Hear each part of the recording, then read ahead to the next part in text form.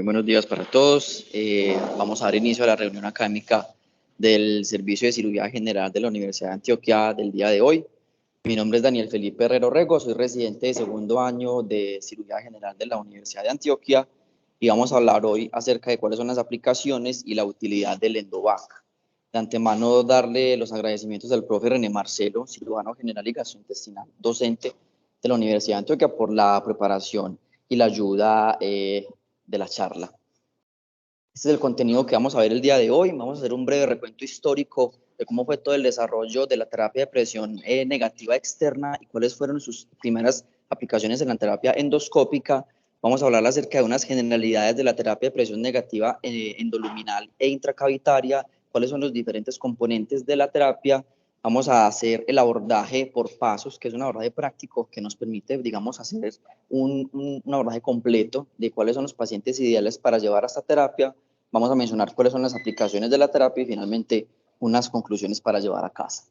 Entonces, se habla de terapia de presión negativa desde la década tardía de 1980. Las primeras experiencias de esa terapia se dieron después de 1987, gracias, de hecho, a las especialidades de ortopedia y de cirugía plástica, cuando la mayoría de las lesiones de tejidos blandos en esa época, sobre todo asociadas a traumas bélicos, eran manejados con esta terapia. Estas son las dos digamos, publicaciones con mayor cantidad de pacientes en esa época, que mostró la tasa exitosa del cierre completo de las heridas que eran manejadas con la terapia de presión negativa. Atribuírsele a un autor específico, quién fue el primero que impulsó el desarrollo de la terapia de presión negativa, es bastante difícil. Sin embargo, se sabe que el desarrollo se dio de forma simultánea entre Estados Unidos y Alemania, y después de eso se dio el boom, y es así como después de 2001 incluso existen consensos internacionales dedicados exclusivamente a la terapia de presión negativa. Como vamos a ver, la aplicación en nuestros días siendo uno de los principales, digamos, métodos de uso rutinario para el manejo de diferentes heridas, sean agudas o crónicas. Esta fue la primera publicación en el año 2008 en la revista de cirugía endoscópica, que habló acerca del éxito en los pacientes que fueron manejados en cirugía colorectal, que lastimosamente tuvieron una dehiscencia de la anastomosis colorectal después de una resección de recto anterior. Se trató de 29 pacientes que fueron manejados con terapia de presión negativa. Se evidenció que la duración promedio de la terapia fue de 34.4 días, más o menos, con un cambio de 11.1 sesiones de cambio de la endospuma por paciente. Se encontró realmente que el cierre definitivo se logró en 28 de los 29 pacientes, siendo altamente exitosa. En el mismo año, en el 2008, se publicó esta publicación de 2 reportes de caso de pacientes que fueron manejados de forma exitosa con la misma terapia de presión negativa endoscópica, pero ya en el tracto gastrointestinal superior. Estos pacientes fueron llevados a la terapia después de múltiples intentos infructuosos de otras terapias endoscópicas, incluyendo el uso de clips endoscópicos y los stents autoexpandibles. Encontraron una duración de la terapia que fue de 14 a 25 días en total, con aproximadamente 2 a 5 sesiones de cambio de la endospuma por paciente. Pero entonces, ¿qué es la terapia de presión negativa endoscópica? Y aquí es importante hacer la aclaración, lo que ya conocemos, que no se debe de hablar de EndoVac, pues por lo que mencionamos que el VAC es una marca registrada por KCI. Hablamos de esta terapia endoscópica, de terapia de presión negativa endoscópica, que, como su nombre lo indica, es una alternativa a las otras medidas endoscópicas para el uso, sobre todo, de los pacientes que sufren defectos transmurales del tracto gastrointestinal. Esta terapia va a aplicar y va a extrapolar los diferentes mecanismos que se tienen y se conocen ya de la terapia de presión negativa externa, y va a aplicarse, ya sea, como les había mencionado, tanto en el tracto gastrointestinal superior como en el tracto gastrointestinal inferior, siendo los principales, digamos, órganos beneficiados el esófago, el estómago, y en el tracto gastrointestinal inferior el recto y la parte más distal del colon. Importante hacer la aclaración que la terapia puede ser aplicada de forma primaria, es decir, de entrada un paciente que se lleva a terapia de presión negativa endoscópica, o de terapia adyuvante con el uso de alguna otra terapia endoscópica tipo clips o los stents autoexpandibles, terapias de rescate, o como una terapia puente previo a llevar al paciente a una cirugía definitiva. Importante mencionar cuáles son los mecanismos de acción que se le conocen a la terapia de presión negativa. Hay unos mecanismos que son los mecanismos primarios que hacen parte de los cuales mencionamos estos cuatro primarios, y unos mecanismos secundarios. Hablamos de una macrodeformación que no hace referencia sino a la, digamos, deformación macroscópica que se ve en la herida a la que es aplicada la succión. Esto va a favorecer la angiogénesis y el flujo vascular en los bordes de la herida, incluso 4 veces más del valor basal, y va a favorecer obviamente una cicatrización un poco más rápida. Hablamos de un mecanismo que se conoce como microdeformación, que es básicamente la integración que hay entre la interfase, que es la espuma, y el borde como tal de la herida. Esto va a favorecer unas fuerzas de tensión que se sabe por fuentes fisiológicas que la tensión favorece la progresión en el ciclo celular de los fibroblastos, y eso va a favorecer una cicatrización mucho más rápida con el depósito mucho más rápido de colágeno. El control y el edema del exudado es vital porque se sabe que el edema aumenta y desplaza las poblaciones celulares dentro de la matriz extracelular, y esto va a favorecer que se vea impedida esa tensión intrínseca que tienen las células fibroblásticas, por lo que va a disminuir la tasa de cicatrización de las heridas, y finalmente va a favorecer un ambiente y una estabilización del ambiente, favoreciendo pues que se tengan unos gradientes osmóticos y oncóticos controlados con la terapia. Tenemos entonces los efectos secundarios. Los efectos secundarios básicamente hacen, digamos, relación a la mayor velocidad de la cicatrización. Esto se ve aunado pues porque mejora el lecho de la herida, se ve que mejora hasta en un 60% la formación del tejido de granulación. Se le atribuyen cambios en la carga bacteriana específicamente, sobre todo porque aumentan, como ya había mencionado, el flujo vascular en el borde de la herida, y porque hace el desbridamiento mecánico y extracción de los líquidos inflamatorios, y también se le ha visto que induce incluso cambios en la respuesta sistémica, evidenciado pues por disminución de los niveles circulantes de diferentes monocitos e interleuquina 6. Es importante hablar de cuál es la selección del paciente, mencionar brevemente que, digamos que a grandes rasgos, la principal indicación para el uso de la terapia endoscópica de presión negativa endoscópica son las fugas continuas del tracto gastrointestinal. Ahora ahondaremos más acerca de cuáles son estas, determinar si el paciente está estable o inestable hemodinámicamente, ya sea que se beneficie de un manejo quirúrgico temprano y no de un manejo endoscópico. Es importante asegurar un adecuado nutricional del paciente, no solamente previo a la realización de la terapia, sino durante la terapia, y de eso ya vamos a hablar después. Importante hacer la acotación que la gran mayoría de los casos son manejos intrahospitalarios, porque son pacientes que pueden tener asociadas estancias hospitalarias prolongadas y que van a requerir usualmente cambios sistemáticos y periódicos de la endospuma. El procedimiento puede realizarse bajo sedación. De hecho, la gran mayoría de los casos se hace bajo sedación, y muy pocos casos realmente están reportados en pacientes que son realizados únicamente bajo anestesia general.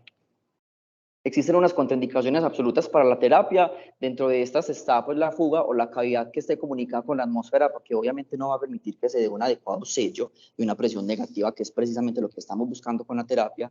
Que exista un vaso visible cerca o en contacto con la endosponja, y en esto es muy importante el uso de las imágenes ayudantes, sobre todo de tipo tomografía o con uso de contraste oral, en el caso, por ejemplo, de fugas esofágicas, porque se ha visto que pueden existir complicaciones asociadas al cambio de la endoespuma que favorezca en ocasiones la erosión a estructuras vasculares cercanas. Entonces, por eso se considera una de las contraindicaciones absolutas. Y finalmente, la incapacidad de poder realizar un seguimiento intrahospitalario y ambulatorio estrecho, mínimamente por 3 a 6 meses después de que el paciente se le hace la terapia y es exitosa, porque tienen el riesgo de generar sobre todo complicaciones de tipo estenosis.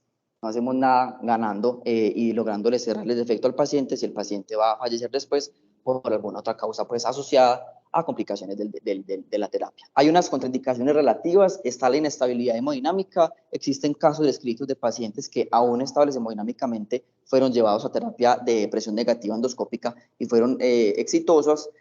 Los defectos grandes por encima de 3 centímetros, importante hacer la acotación que de hecho ya eso era al principio, ya la literatura actual incluso menciona dentro de las principales indicaciones de la terapia de presión negativa endoscópica, los defectos por encima de 2 centímetros, mayores a 2 centímetros, sobre todo porque es precisamente en este valor en el cual las otras terapias endoscópicas, como los clips tipo Vesco, tienen digamos, mayor riesgo de fallo terapéutico. Los defectos crónicos que son más de 4 a 6 semanas tienen mayor riesgo de fallo terapéutico. Sin embargo, como vamos a ver en uno de los estudios que traemos, pueden ser manejados de forma exitosa. De entrada, los defectos que se manifiestan y que son tratados e iniciado el manejo entre las primeras 2 semanas tienen mayor riesgo, mayor tasa de éxito. Existe la contraindicación relativa de tener la ausencia de derivación fecal proximal. Ya vamos a ver cómo posteriormente dentro de uno de los estudios que no es necesario tener una derivación fecal proximal obligatoria para poder llevar a cabo la terapia. Y finalmente que se tenga una fuga o una cavidad de difícil acceso, y esto digamos que es uno de los principales pilares que ha delimitado que la terapia de presión negativa endoscópica se pueda realizar en partes tipo duodeno o por encima de la unión recto-sigmoidea, porque técnicamente es mucho más difícil llegar hasta esas topografías. Existen 2 tipos de aplicación, la aplicación intraluminal y la aplicación intracavitaria.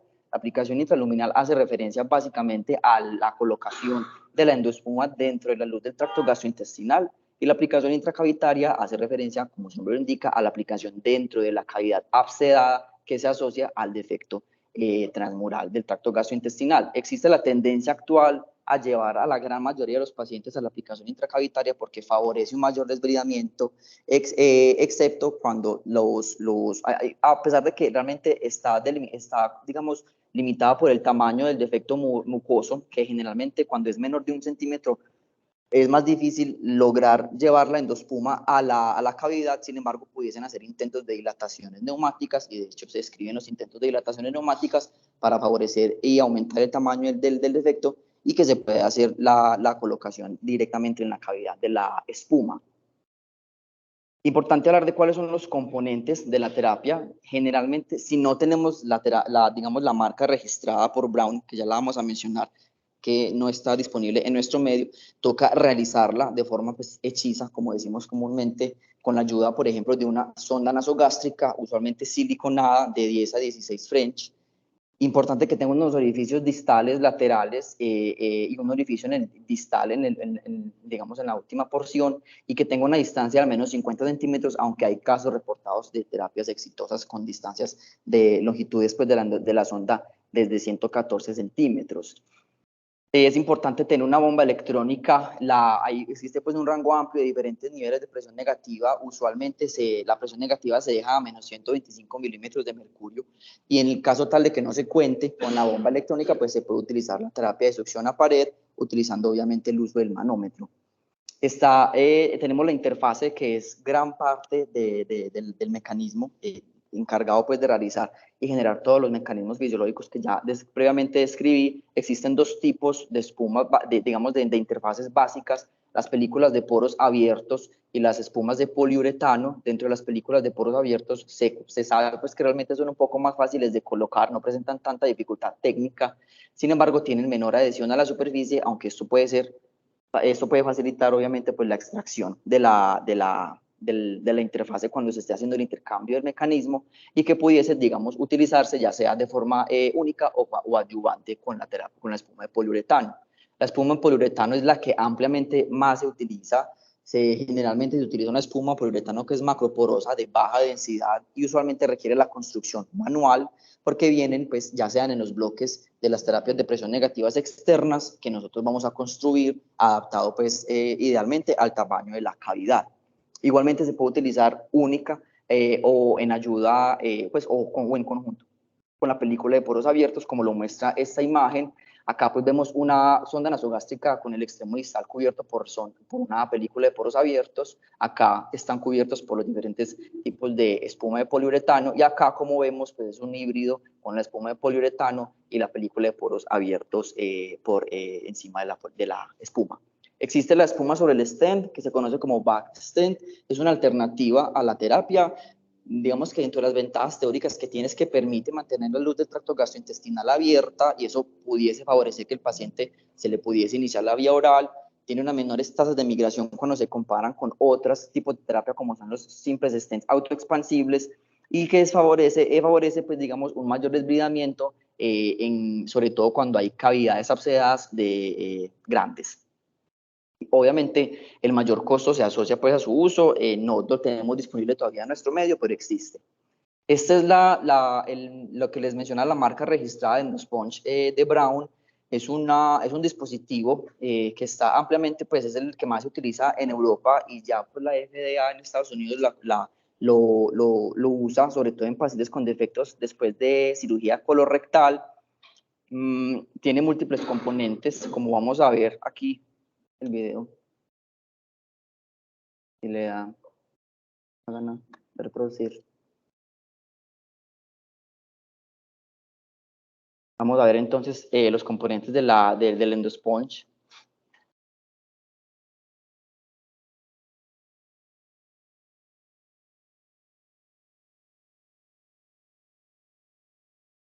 Acá mostrando obviamente pues el defecto de la anastomosis, que es usualmente la principal indicación. Lo que se hace primero es que se introduce el colonoscopio y se debe hacer una medida exacta de la cavidad que tiene asociada la dehiscencia de la sutura o de la indicación, pues ya sea una perforación. Esto es importante para tratar de, pues digamos, de identificar cuál va a ser el tamaño adecuado de la espuma que se va a colocar, en ocasiones incluso siendo necesario la inserción de múltiples espumas. Se introduce nuevamente el colonoscopio y sobre este se avanza una guía que es plástica. El sistema cuenta con 2 guías plásticas de diferente tamaño, dependiendo obviamente según la necesidad pues, de la indicación, se ajusta la longitud de la endoesponja y se utiliza un lubricante para pasarlo a través con otro, digamos, tubo de plástico que ayuda a comprimir y a introducir la espuma hacia la cavidad. Finalmente queda alojada en la cavidad y se recomienda hacer una colonoscopia posterior para verificar cuál fue, si quedó bien posicionada pues, la espuma dentro de la cavidad. Como les mencionaba, en ocasiones es necesario la aplicación de 3 o 2 espumas dependiendo del tamaño de la cavidad y ya finalmente se coloca a un sistema pues, que también es registrado por ellos, que es el Revisorb, que aplica pues, presiones negativas a 3 niveles. Finalmente, entonces, se hace el intercambio. En el intercambio se recomienda utilizar irrigaciones de solución salina o incluso con solución salina con lidocaína. Se hace la irrigación, eso favorece que la extracción sea mucho más fácil, se desaloja la endoesponja. Como vemos, pues la tendencia es a que la cavidad empiece a disminuir en tamaño hasta que finalmente se dé el cierre completo de la cavidad. ¿Cuál es el enfoque entonces de los pacientes que les mencionaba por pasos? En primer lugar, el primer paso es una adecuada valoración preoperatoria, tener en cuenta cuál es el contexto del paciente, cuál es la indicación de la terapia de presión negativa endoscópica, si es en el tracto gastrointestinal superior o en el tracto gastrointestinal inferior, si existen o no fístulas atmosféricas, por lo que les mencionaba que eso no va a favorecer un adecuado sello de la terapia. En ocasiones, cuando son cavidades muy grandes, extraluminales, puede ser necesario un drenaje previo antes de llevarse a la terapia endoscópica. Importante asegurar la vía de nutrición. Como vamos a ver en uno de los estudios que trajimos, no es necesario que el paciente tenga nutrición parenteral, incluso se puede avanzar una sonda nasogástrica o nasoyeyunal e iniciar la nutrición enteral por dicha vía, o incluso hay casos descritos de pacientes en los que la aplicación de la endoesponja se hace completamente dentro de la cavidad abscedada, que permite una posición, digamos, de la mucosa completa, favorecer el uso de la vía oral, incluso con líquidos pues, en los pacientes. Siempre es importante tratar de determinar cuál es el tiempo de evolución de la fuga o de la perforación, por lo que ya dijimos que la gran mayoría de las fugas que son manejadas de forma exitosa son aquellas que se diagnostican dentro de las primeras 2 semanas, y complementar el estudio del paciente con imágenes preoperatorias para tratar de identificar sobre todo y caracterizar bien cuál es el tamaño de esa cavidad y cuál es la relación que tiene con las diferentes estructuras anatómicas adyacentes.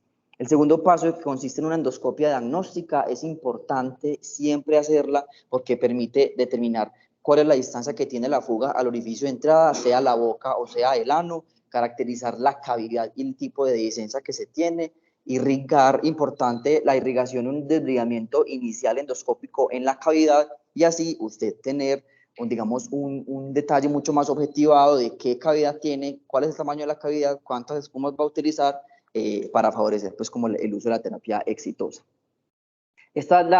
Aquí es la forma de inserción de la terapia cuando no contamos con digamos, la marca registrada por Brown. Usualmente entonces se utiliza ya los componentes previamente mencionados con la ayuda pues de algunas tijeras y suturas no absorbibles para fijar la espuma a la sonda nasogástrica. Como vemos, el primer paso es la introducción de la sonda nasogástrica por la nariz y luego se saca y se extrae por el orificio, por la cavidad oral. Una vez se tiene digamos, la zona más distal de la sonda nasogástrica, se hace y se ajusta el tamaño de la espuma de acuerdo a las características que ya sabemos de nuestra cavidad o del defecto mucoso en el que se va a aplicar la terapia. Se le hace un orificio en la parte más proximal para la inserción de la sonda nasogástrica y se fija con la ayuda de una sutura no absorbible, tanto en la parte proximal como en la parte más distal, tratando de dejar en la parte más distal una sutura, como ven en la imagen, larga que favorezca la posibilidad de coger con las pinzas endoscópicas para favorecer la introducción de la espuma dentro de la cavidad, o ya sea pues si se va a hacer intraluminal.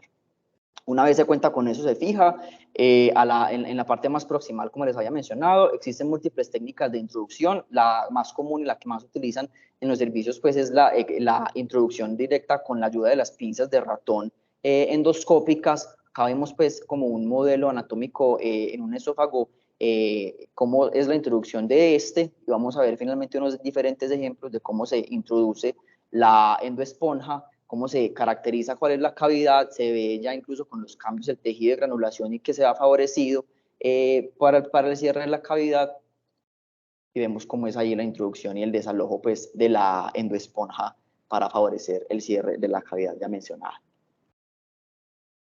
El cuarto paso es el retiro y los cambios del sistema. Los cambios generalmente se hacen cada 3 a 5 días. Esto es una medida que es medianamente arbitraria, pero que tiene digamos, una base fisiológica, y es porque más de 5 días, generalmente la interfase, que es la espuma, la adhesión ya es muchísimo más estrecha con el tejido y eso favorece que sea mucho más difícil la extracción de la espuma y pues que haya mayor tipo de complicaciones de tipo sangrado en los pacientes. Siempre se debe hacer bajo visión directa y siempre tener un registro escrito idealmente de en qué momento de la evolución vamos y si hay disminución de la cavidad abscedada o no, y si vamos pues hacia el fallo o hacia el éxito de la terapia. Esta imagen muestra cuáles son los efectos de lo que ya les había mencionado, de la microdeformación. Como vemos, se ven como unas burbujas dentro del tejido, y esto es básicamente porque son digamos, las burbujas que se van y se adosan hacia la interfase que es la espuma y que favorece pues, los diferentes mecanismos que ya mencionamos.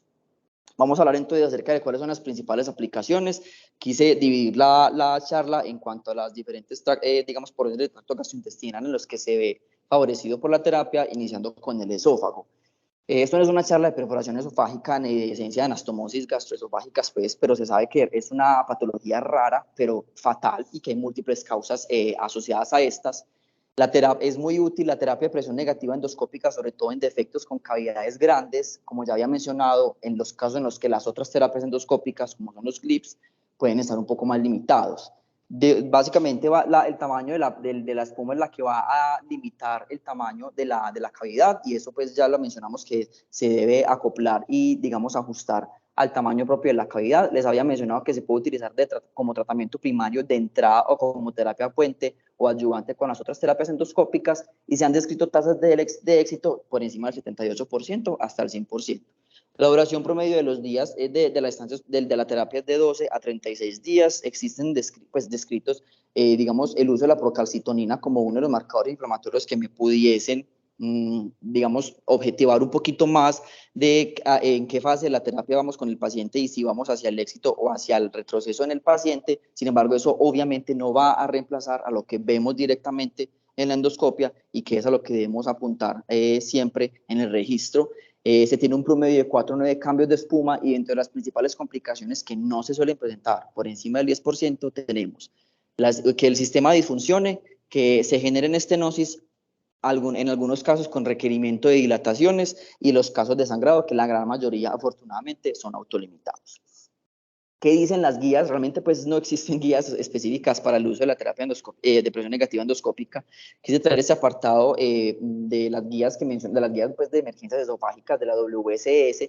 Ellos mencionan que la terapia endoscópica, únicamente haciendo énfasis en el uso de los clips y en el uso de los stents, se considera el gold estándar para el cierre de las perforaciones esofágicas que ocurren y son visualizadas durante la endoscopia. ¿Listo? Sin embargo, no hacen pues como énfasis en la terapia de presión negativa endoscópica simplemente mencionan que es una terapia que es promisoria, pero no mencionan ninguno de los tipos de evidencia que ya se tienen.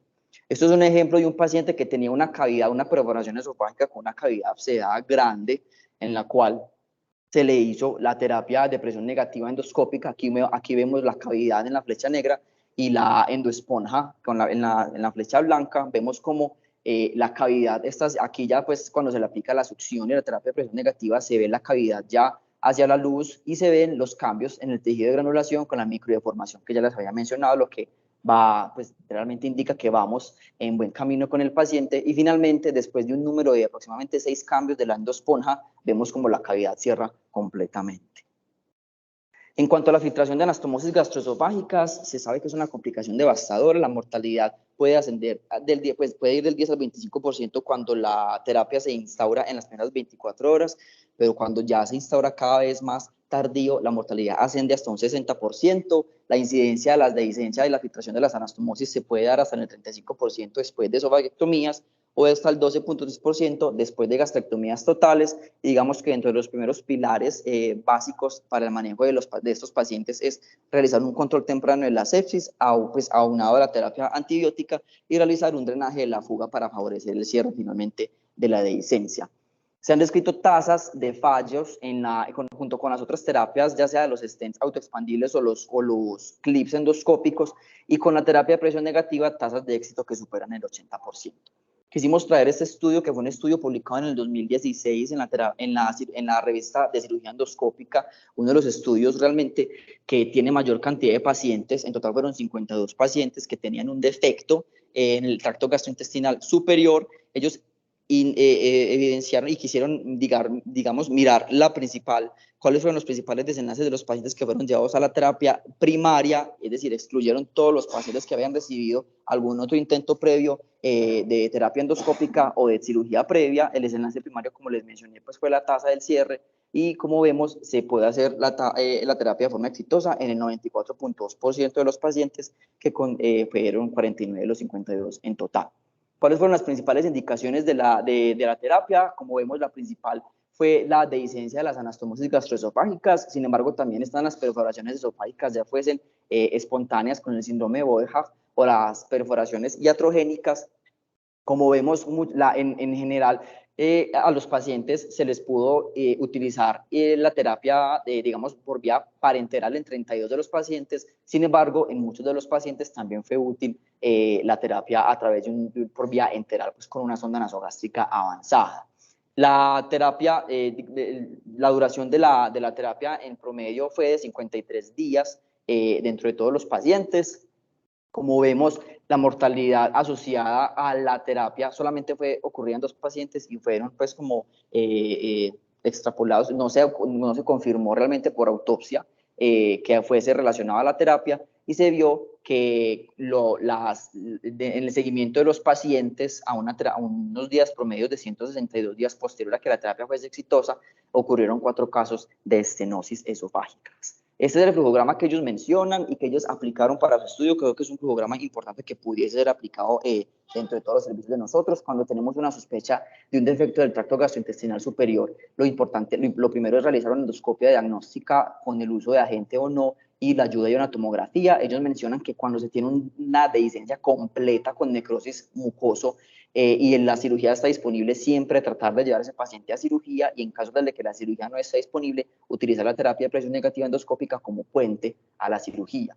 Cuando se tiene un defecto que está adyacente a estructuras cardiovasculares importantes, evaluar la posibilidad del uso del stent con o sin drenaje, por lo que ya habíamos mencionado del riesgo que existe de la erosión de la espuma hacia las estructuras vasculares, y pues que fallezca el paciente derivado de una complicación de estas. Cuando se tiene una fuga sin cavidad adicional, lo que se utiliza es la aplicación intraluminal con o sin drenaje, y cuando se tiene una cavidad asociada abscedada, dependiendo del tamaño, si es mayor o menor a 1 centímetro, se puede colocar ya sea una dilatación, pues si es menor de 1 centímetro, y colocar finalmente el sistema en la posición intracavitaria, y hacer la terapia, ya sea intracavitaria o intraluminal, dependiendo pues del número de cambios del paciente. Ellos tienen un valor un tiempo de ventana de 22 días en los cuales si el paciente no mostró progresión, muy probablemente no vaya a ser exitosa la terapia.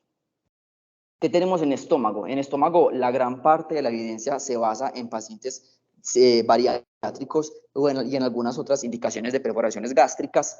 La fuga anastomótica en pacientes que son llevados a cirugía bariátrica, la gran mayoría sucede en la línea de grapas en el slip gástrico, o cuando se hace un bypass, se hace generalmente la fuga en la anastomosis gastroyeyuno.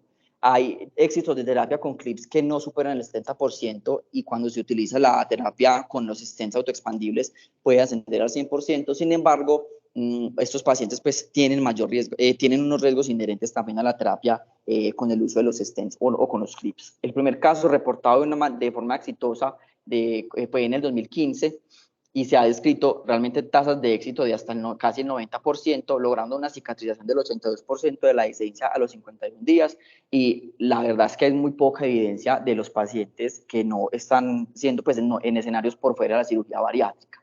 Este estudio fue publicado en el año 2022 en la revista pues, de archivos de cirugía de Langenbeck.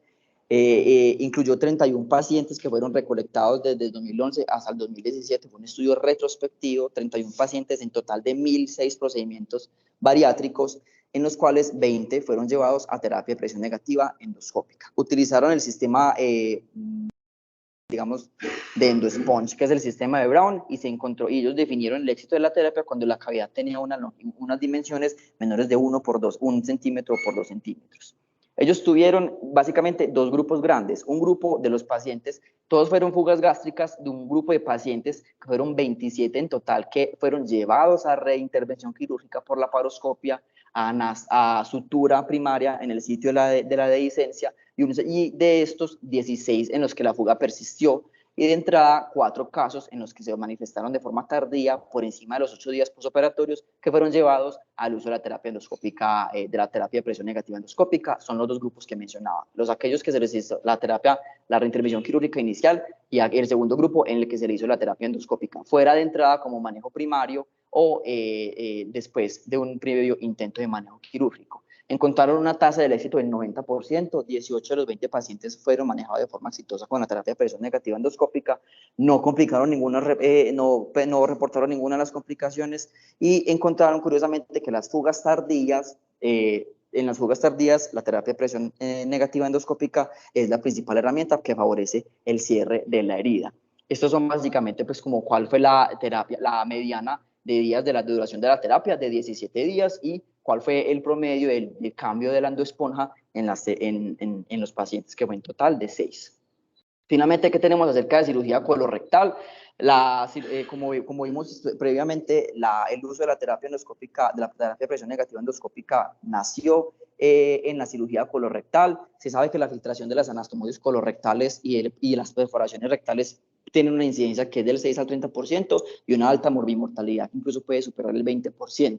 Lastimosamente, no existe un consenso, digamos, universalmente aceptado acerca de cuál es la mejor terapia de los pacientes que tienen filtración de estas anastomosis o que tienen una perforación rectal, y que pues, no hay, por eso, unas indicaciones claras de cuáles pudiesen ser los pacientes ideales para ser llevados a la terapia de presión negativa endoscópica. Sin embargo, se han descrito tasas de éxito por encima del 80%, con una estancia hospitalaria que va en promedio de 20 a 45 días y en promedio de 6 a 7 cambios de la endosponja.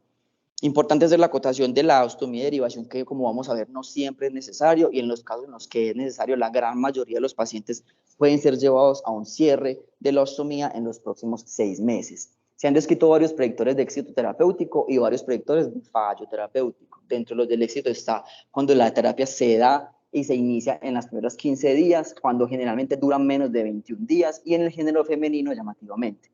Hay varios predictores, como les mencioné, de fallo terapéutico, sobre todo pacientes que han recibido neoadyuvancia por los cambios inflamatorios, sobre todo si son pacientes que han tenido quimioterapia y o radioterapia asociada, cuando se hacen resecciones multiviscerales y cuando el inicio de la terapia se da después de 2 semanas. Las complicaciones generalmente no suelen superar el 12% y son muy similares a las que ya habíamos mencionado, que son la presencia de estenosis que requieran o no la ayuda de dilatación para favorecer su resolución, la presencia de fístulas heterocutáneas, abscesos o sangrados que afortunadamente, como les había mencionado, autolimitan en la gran mayoría. Este es un estudio que quisimos traer, nos pareció bastante importante porque es un estudio que recolecta 41 pacientes y que fueron llevados a terapia de presión negativa endoscópica y que tenían múltiples indicaciones, no solamente de discencia de las anastomosis colorectales, sino como vamos a ver también perforaciones traumáticas y iatrogénicas del recto. Utilizaron el sistema EndoSponge y se encontró una tasa del éxito del 83%, en total 34 de los 41 pacientes. A todos se les hizo una endoscopia inicialmente en aquellos pacientes que no se les estuviese sospechando que pues que en el examen físico no demostrara que la sospecha de una peritonitis generalizada o un absceso intraabdominal, en los cuales pues fueron derivados de una cirugía y que básicamente la terapia fue aplicada a los pacientes que tenían o una peritonitis localizada, ya sea por endoscopia o con la ayuda de la tomografía pues para la planeación de la terapia, que tengan una dehiscencia o un defecto del recto extraperitoneal. ¿Listo? Esos fueron la duración de la terapia. Fueron, como les digo, múltiples indicaciones dentro de el grosso, fueron 20 pacientes que tuvieron dehiscencia en anastomosis colorectales, 12 pacientes que tuvieron una dehiscencia del muñón rectal y dentro de las otras indicaciones, 3 pacientes que tuvieron una perforación de recto, ya fuera iatrogénica o traumática. Como vemos, la terapia fue exitosa en 34 de los 41 pacientes con una tasa del 83%. La gran mayoría, como ven, un 90% de los pacientes que tuvieron dehiscencia de la anastomosis colorectal, un 75% de dehiscencia del muñón rectal y un 89% de los pacientes que tenían otras indicaciones tuvieron una tasa, un cierre exitoso con el uso de la terapia de presión negativa endoscópica. Finalmente, mencionar cuáles son las otras digamos, aplicaciones que a futuro nos pudiesen favorecer el uso de la terapia. Tenemos, pues se ha estudiado bastante, la verdad es que hay muchísima literatura actual en cuanto al tema. Se ha descrito el uso en las perforaciones duodenales, ya sea por úlceras duodenales pues, perforadas que han fallado en la ulcerorragia o por perforaciones iatrogénicas, ya sean de forma endoscópica o quirúrgica, con una tasa del éxito por encima del 80%. Se ha buscado y se ha estudiado su uso profiláctico en pacientes que son llevados a cirugía gastrointestinal mayor y que tienen unas dehiscencias, unas anastomosis que se consideran de alto riesgo, en los cuales se les aplica la terapia de presión negativa de forma profiláctica y se ha visto que pues, efectivamente tienen una menor tasa de filtraciones de la anastomosis. Y finalmente, en el año 2011, una publicación del tratamiento de un pseudoquiste pancreático sobreinfectado manejado de forma exitosa con la terapia de presión negativa endoscópica después de que haya sido infructuoso la terapia endoluminal con dos stents de tipo pigtail. Como vemos, se pasó de una del pseudoquiste pancreático infectado, como vemos, hasta el cierre completo del defecto con la ayuda de 2 clips de tipo Vesco, pues finalmente para favorecer el cierre del defecto. Dentro de las conclusiones tenemos entonces que la terapia de presión negativa realmente es una opción terapéutica que está disponible y es fácil de construir a pesar de que no se tengan con la marca registrada por Brown, y que la gran mayoría de desenlaces son positivos y debería ser parte del armamento terapéutico que tiene no solamente el servicio de gastroenterología, sino también los pacientes que como cirujanos generales pues vamos a ver en la práctica diaria. La mayoría de la evidencia, la verdad es que son de reportes de casos de diferentes centros especializados que han tenido de forma exitosa y han logrado de forma exitosa el cierre de los diferentes defectos del tracto gastrointestinal, y eso va a dificultar un poco realmente la aplicación generalizada de la terapia dentro de nuestro medio. Existe la necesidad actual de diferentes ensayos clínicos aleatorizados para tratar de comparar cuál es la terapia y cuál es mejor, comparando, por ejemplo, el uso de stents autoexpandibles versus la terapia de presión negativa, pero digamos que ahí queda en el tintero para seguir investigando. Y yo creo que es tiempo realmente de analizar cuáles son los casos que hemos tenido dentro del servicio que han sido tratados de forma exitosa, y tratar de hacer y de construir, ir hacia la construcción de un protocolo que nos favorezca, pues, que sean pacientes en los que la carga y la morbimortalidad se pueda ver disminuida con el uso de la terapia de presión negativa.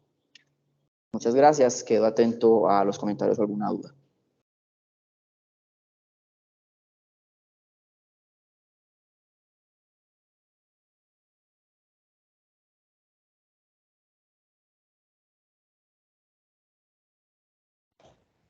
Buenos días para todos. ¿Me escuchan en este momento? Creo que sí se le escucha. Bueno, ¿cómo están? Buenos días. Tengo como para mencionar la siguiente situación. Lo primero, creo que es importante tener en cuenta la puntualidad de la charla y eso es de memorar, de rememorar y de felicitar. Es una charla muy puntual, muy dirigida a lo que se necesita saber actualmente del tema en mención y va al punto y deja las indicaciones y las instrucciones bastante claras de cómo se debe seleccionar el paciente, cómo se debe hacer el manejo y cuáles son los resultados esperables con la terapia Endovac.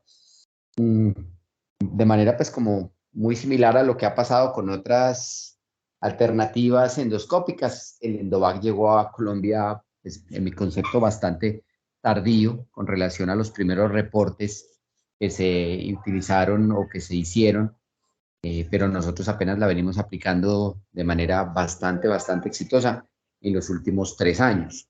En los casos que se han manejado de esófago, de perforaciones o de filtraciones de las anastomosis gastroyeyunales, de los casos de cirugía bariátrica y de los casos de cirugía colorectal de las resecciones anteriores bajas. En general, creo que todos los pacientes han salido adelante y en algunos casos pues se han combinado las terapias primero con VAC y luego ya con colocación de stents y en algunos casos se han manejado únicamente con stents. Entonces, creo que ya todo el grupo quirúrgico de San Vicente tiene claro el concepto, sabe cuándo pedirlo, sabe cuáles son las alternativas en estos casos. Y Daniel fue muy puntual en mencionar que para las lesiones o filtraciones o perforaciones muy pequeñas, pues están las alternativas adicionales del clip ovesco y para los defectos muy grandes, pues ya tenemos que utilizar unas terapias combinadas muchas veces desde el punto de vista quirúrgico y desde el punto de vista endoscópico. Pero la idea es ¿cuál? La idea es una sola, pues la terapia mínimamente invasiva de las perforaciones que tienen que ver en estos casos, pues ya está muy solventada en la literatura y con eso se van a lograr evitar muchas cirugías en estos pacientes. Entonces, para felicitar a Daniel por la puntualidad, por la claridad de la charla, me parece que dejó un mensaje completamente adecuado. Y quedo pendiente si alguien del auditorio tiene alguna duda, pregunta o algo que quisiera aclararle como de la manera como se trabaja actualmente en nuestro hospital y en los sitios donde los gastroenterólogos del San Vicente, que trabajamos en otros lados, pues normalmente hacemos lo mismo, no hay como ningún cambio en las conductas. No sé si de pronto en otros hospitales estén haciendo las mismas terapias o tengan algunas otras alternativas, pero pues en general yo creo que la escuela de gastroenterología en la que nosotros estamos hace todas las estrategias de manera muy similar.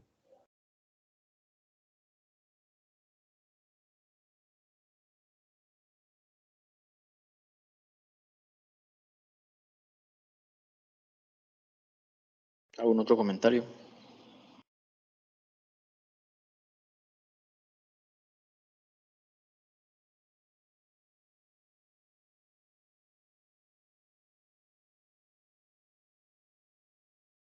Listo. Si no hay ningún otro comentario adicional, muchas gracias por la asistencia. Que tengan un feliz día.